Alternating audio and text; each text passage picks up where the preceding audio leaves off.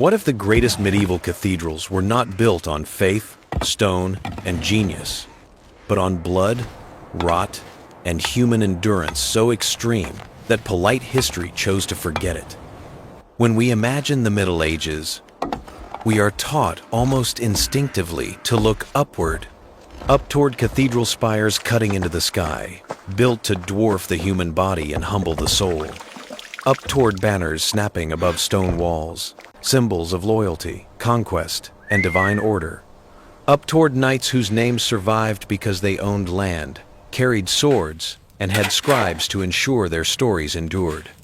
History trains our eyes to follow power, but it almost never asks us to look down into the gutters, where waste flowed openly through crowded streets, down into cesspits carved beneath homes and castles, slowly filling with the byproducts of survival, down into marshes where bare legs stood motionless in freezing water, down into plague-darkened rooms where the air itself carried death.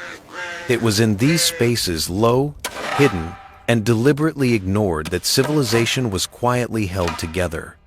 The Middle Ages did not function on glory alone. They functioned because someone was always willing to step into what others refused to touch, to breathe air that burned the lungs, to stand in substances that ate away skin, to carry bodies when rituals collapsed and fear replaced faith. This is not a story about kings or conquests.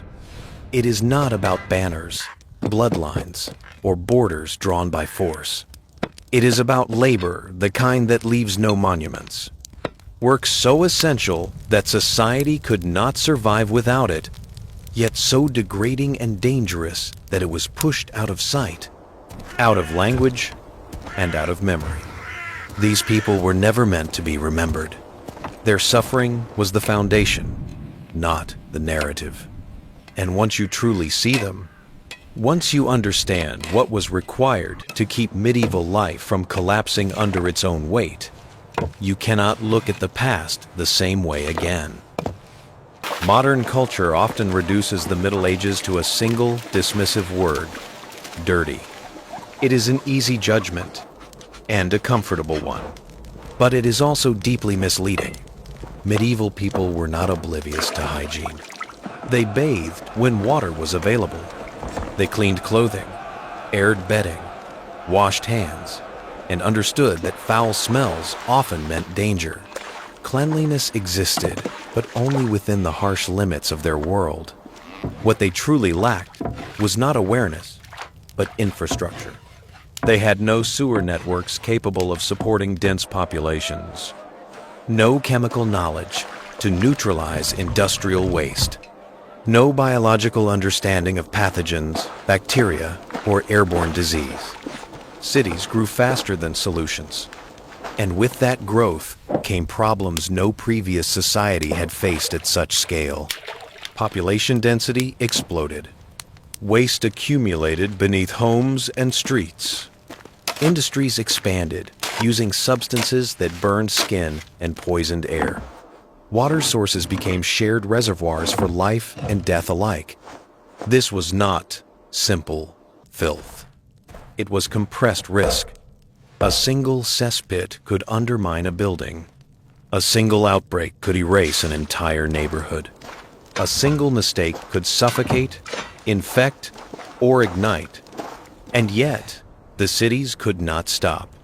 To keep medieval life functioning, to prevent collapse, disease, and chaos, someone had to step directly into those dangers. Not as a symbolic gesture, not as a temporary sacrifice, but as a daily reality.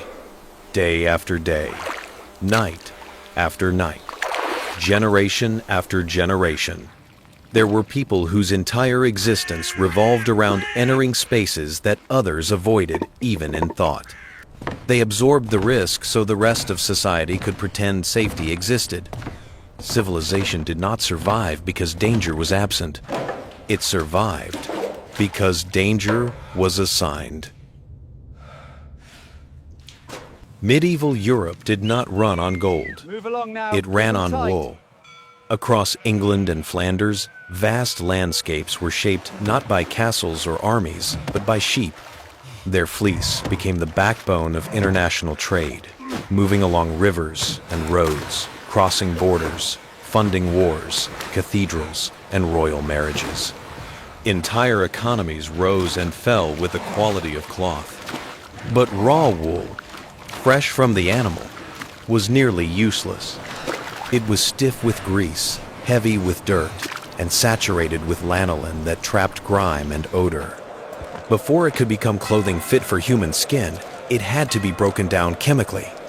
The solution was both ingenious and brutal. Stale human urine, left to ferment, produces ammonium salts capable of stripping oils from fiber. Medieval people did not understand molecules or reactions, but they understood cause and effect. When cloth was soaked and worked in this liquid, it transformed. At the center of this process stood the fuller, also known as the walker. Day after day, he stepped barefoot into large wooden vats filled with fermented urine. For hours, he trampled thick, waterlogged cloth, repeating the same motion until his muscles burned and his skin blistered. The liquid ate away at flesh. The fumes clung to hair, lungs, and bone. Impossible to escape. Even in a world accustomed to hardship, fullers were unmistakable. Their bodies bore the marks of their trade: chronic skin disease, damaged joints, labored breathing, shortened lives. They carried the smell of their work everywhere they went. Yet without them, medieval wealth would not exist. No fine garments, no vibrant tapestries, no visual language of status and power. Luxury did not emerge from elegance. It emerged from endurance. It did not smell like roses. It smelled like survival, dissolved slowly in chemicals and human sacrifice. Medieval medicine was built on a simple but powerful belief. The human body was governed by balance. According to the theory of the four humors, health existed when bodily fluids were in harmony. Illness meant imbalance. And the most dangerous imbalance of all was believed to be excess blood. From fevers and infections to melancholy and madness, the solution was often the same. Blood had to be removed. Barber surgeons, part healer, part tradesman, performed bloodletting as a routine procedure. They opened veins, applied cups, and relied heavily on one living instrument that required no metal or sharpening: the leech. This demand gave rise to a profession that history barely acknowledges. Leech collectors were rarely physicians or scholars. They were usually poor women with limited choices and fewer protections. To earn a living, they waded barefoot into freezing marshes and stagnant ponds, skirts lifted, skin exposed. They stood perfectly still, sometimes for hours, allowing leeches to sense warmth and latch on to their legs. Each leech fed until swollen with blood. Each removal left behind a raw, bleeding wound. The cost accumulated slowly and relentlessly. Collectors grew pale and weak. Chronic blood loss led to dizziness, exhaustion, and severe anemia. The open cuts on their skin invited infections from water, thick with bacteria and parasites, dangers medieval medicine could neither see nor explain.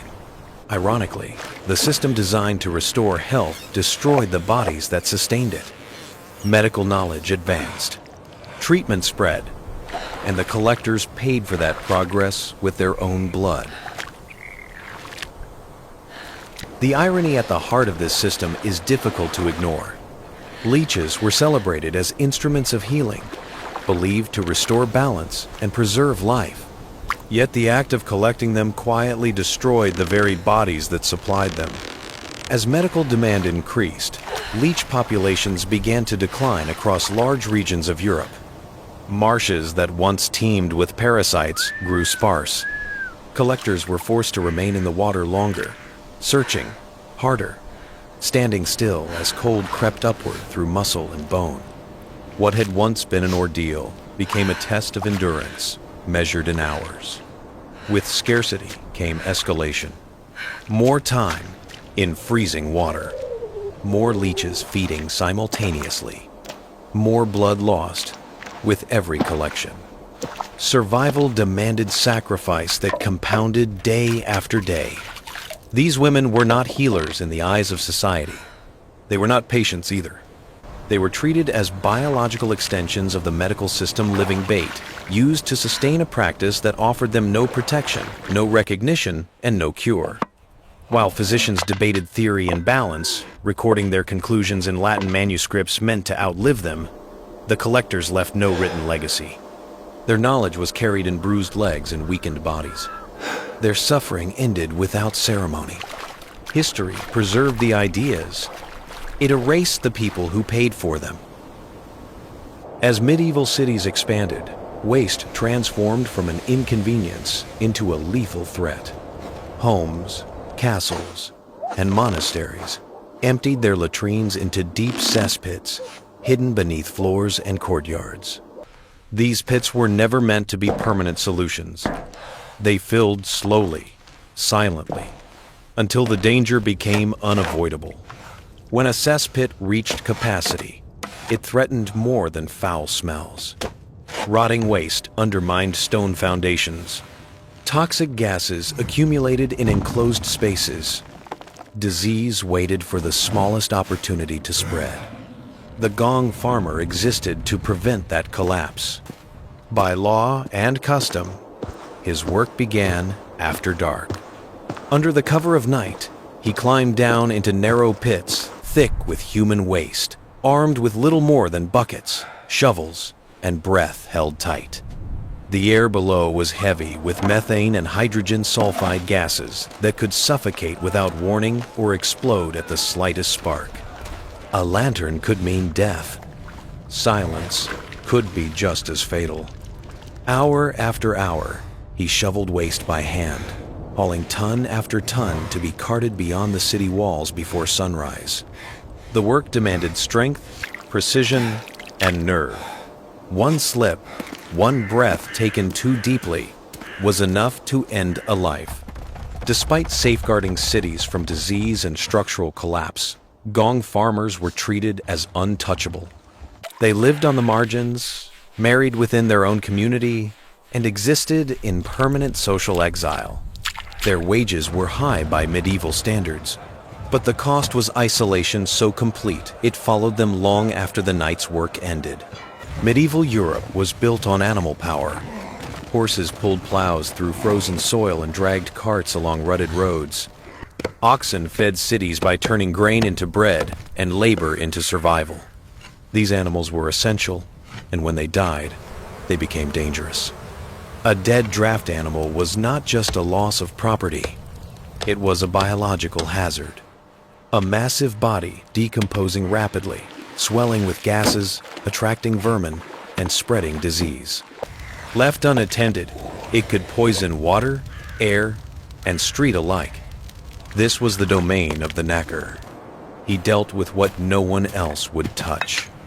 Diseased horses, collapsed oxen, animals too old, too sick, or too rotten to enter the food chain. With crude tools and brute strength, he dismantled carcasses piece by piece.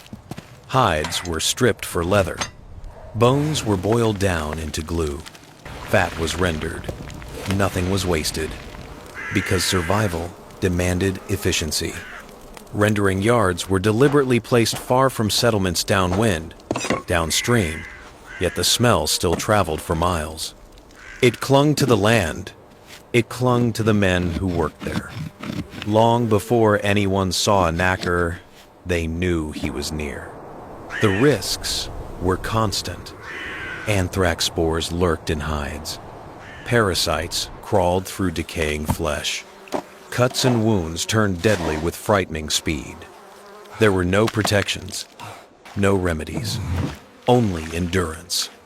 Like executioners, knackers occupied a grim paradox. They were absolutely necessary, yet socially untouchable. Shunned, isolated, feared. Society demanded their efficiency. It refused them dignity. Then came the mid-14th century. and everything broke. The Black Death did not arrive as a single catastrophe. It arrived as a chain reaction, a disease that killed bodies and erased systems that had taken centuries to build. Cities filled with the dying faster than they could respond. Church bells rang without pause until they rang no longer. Priests fled or fell ill. Last rites were skipped. Graves filled faster than they could be dug. Fear rewired society. Neighbors stopped knocking. Families sealed doors against their own blood. The sick were abandoned, not out of cruelty, but desperation. Death piled up in streets, homes, and alleys. And still, the bodies had to be removed. Someone had to enter houses thick with contagion. Someone had to lift corpses already bloated, leaking, and blackened by disease. Someone had to load them onto carts and carry them to mass graves where names no longer mattered. These workers had no protection, no understanding of bacteria or transmission. They worked knowing that each breath might be their last. The plague erased boundaries between sacred and profane, between duty and survival. Civilization did not collapse because people stopped caring. It survived because a few continued doing the most dangerous work imaginable, long after hope had left the streets. Plagued corpse bearers entered homes marked with red crosses, symbols of fear painted hurriedly onto doors already half abandoned by hope. Inside, the air was thick, sweet, metallic, wrong. They did not ask who had died. They already knew. They lifted bodies swollen beyond recognition, skin darkened and split, faces frozen in the final confusion of fever. Sometimes it was one body. Sometimes it was a child still clutched in a parent's arms. Sometimes it was an entire household, erased in a matter of days. There was no time for prayers, no space for names. They loaded the dead onto carts that creaked through narrow streets toward pits dug faster than they could be filled. The wheels became the soundtrack of the plague, rolling past shuttered windows and silent churches. Every cough echoed like a warning. Every touch carried the threat of death. The risk of infection never left them. Neither did the images. Many drank hard wine or stronger spirits, not for pleasure, but to numb what memory refused to release. Some collapsed within weeks, claimed by the same disease they carried away.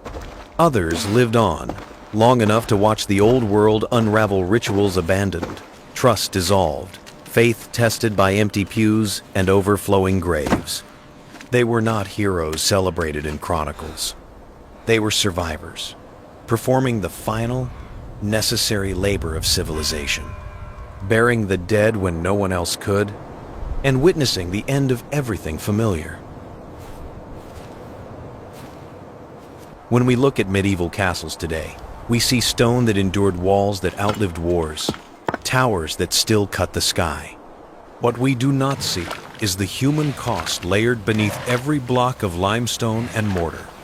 We do not feel the fuller's skin, burned raw by caustic urine and lye, hands cracked and bleeding, so cloth could be softened for those who never asked how. We do not hear the leech collector wading into cold marsh water at dawn, strength fading year by year as blood was taken from his own body long before it was taken from another's. We do not walk the silent paths of the gong farmer, working by night, hauling waste so cities could breathe, returning home without thanks or witness. We do not sit with the knacker, isolated beyond the town edge, cutting dead animals apart so disease would not spread, carrying a smell that marked him as untouchable. And we do not stand beside the corpse bearer, whose grief had no end, whose hands closed the final chapter of lives erased by famine, war, and plague. History remembers crowns and banners, names carved into stone, but civilization did not survive on kings. It survived on labor, on bodies worn down, on lives spent quietly holding the world together. At Dark Origins, we explore the story's history left behind, not to shock, but to understand. Because progress is never clean, and survival is never glamorous. If this story changed how you see the past, consider staying with us, not for comfort, but for truth. Because the origins of civilization are darker than we are taught,